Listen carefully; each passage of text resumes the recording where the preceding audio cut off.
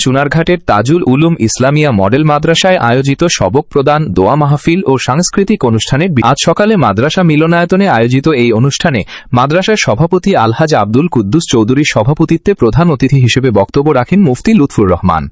অনুষ্ঠানের প্রধান আকর্ষণ ছিলেন সিলেটের বিশিষ্ট ইসলামী আলোচক মাওলানা আব্দুল মান্নান রব্বানী।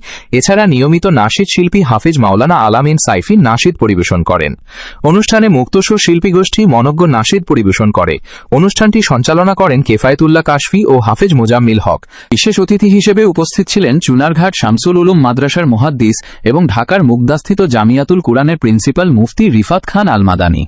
এছাড়াও মুক্তসুর শিল্পী গোষ্ঠীর নাশিদ পরিবেশন করেন কাউসার সালেহ, আব্দুল ওয়াদুদ, বদরুল আলম, আরাফাত হুসাইন, এইচ.এম. মামুন আহমদ ও এইচ.এম. আশরাফুল ইসলাম চৌধুরী। আর অনুষ্ঠানটি সঞ্চালনা করেন কেফায়েতুল্লাহ কাশফি ও হাফেজ মোজাম্মিল হক। স্থানীয় আলেম ওলামা, অভিভাবক, শিক্ষার্থী ও সুধীজনের উপস্থিতিতে দোয়া ও মোনাজাতের মাধ্যমে অনুষ্ঠান সমাপ্ত হয়।